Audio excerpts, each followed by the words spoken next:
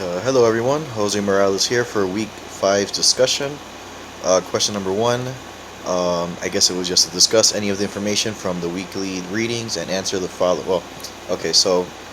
Um, just to discuss some of the weekly readings. The article that I guess stood out to me the most was Work Motivation and Research at the Dawn of the 21st Century. So this article um, examines the development of theory and research in work motivation from 1993 to 2003. This was a relatively lengthy article, so I'll just briefly discuss some of what I believe to be its main points. The article touched upon several factors which may be involved in motivation, which included needs, traits, values, context, national culture, job design characteristic, person, fit, context, cognition, implementation, and intention, and automotive goals, feedback, self regulation, affect, emotion, and organizational justice. So, like I said, it's a lengthy article, so I won't go too much into it. But I think what I essentially gathered or concluded from the article is that motivation is much more complex than it was formerly believed to be. Um, yeah, much more complex than perhaps it was kind of noted in the 8 motivation theories, which we also read about this week, and that more subtle and more and some exaggerated differences from individual to individual, as well as from as between the environment, play a significant factor in motivation, such as like how in Maslow's need theory, which basically theorized that motivation is primarily driven by need. The findings of this article might argue that it is much more complex than that, such as how our culture and values influence our motivation, or how an individual may differ in their ability to self regulate, or differ in their tendency to look for feedback and how they react to that feedback.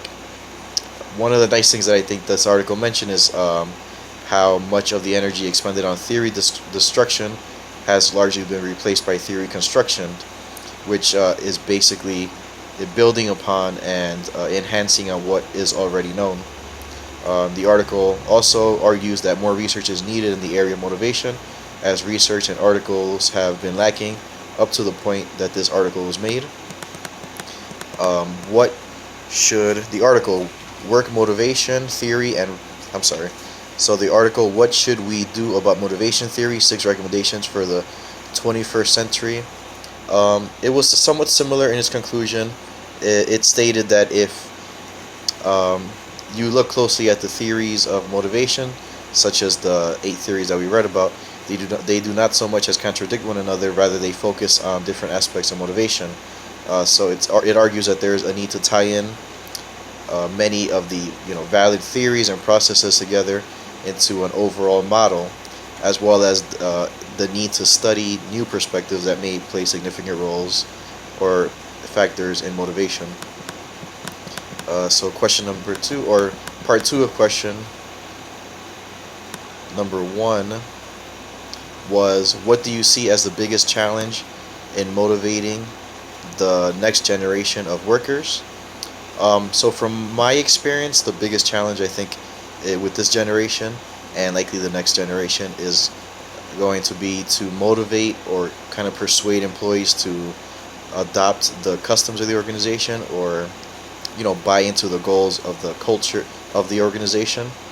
The reason I think this is because uh, I believe that generally this generation perceive themselves to be more kind of independent thinkers or more conscientious, as opposed to maybe a generation or two ago where employees may have been happy to just be in the organization and have a job that provides for them.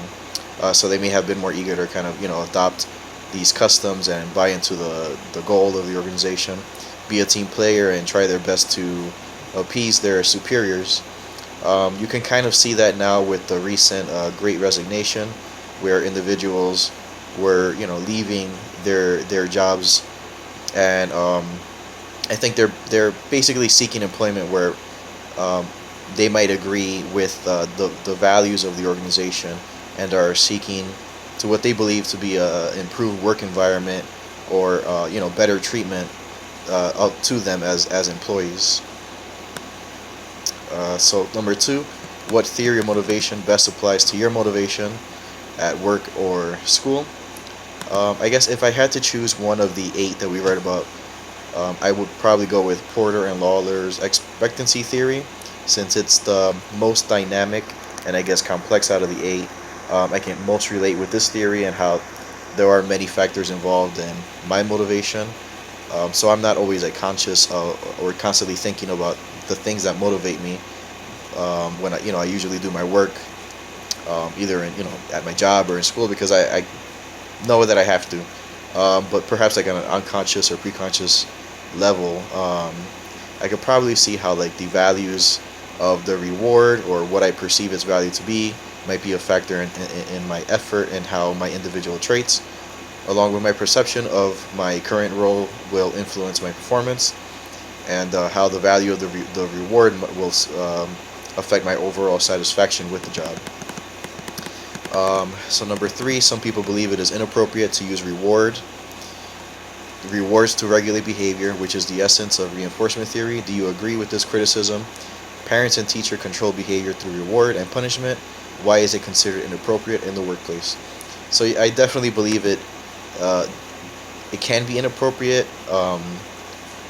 especially if the superior is utilizing the system as how a parent or a teacher might use it. I think the ethical question comes in is if a superior is using the reward and punishment system to kind of express his anger and kind of humiliate or put down the employee. In a parent-child relationship, parents are essentially using the system as a way to promote values and morals in the child. In the workplace, however, the adult is coming in already with his own values, his own morals. So it's not the job of the employer to be teaching these things.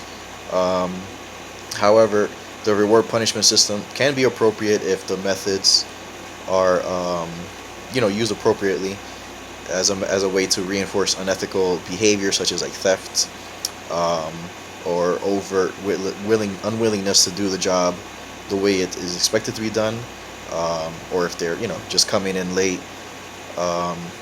As it's argued in an article that I found, Motivational Role of Punishment and Rewards in the Organization.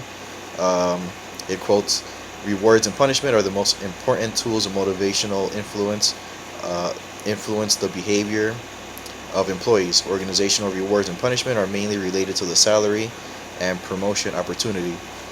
So I think in that sense, using salary or promotion as a method of reward is definitely appropriate. A punishment could be related also to salary, where they might have a few days off without pay, or maybe a reduction in benefits that could just serve as a warning, because employees should, as adults, know what the consequences could be, which could eventually be layoff. They could use a reminder, but that would definitely be an appropriate method of reward and punishment. Thank you, guys.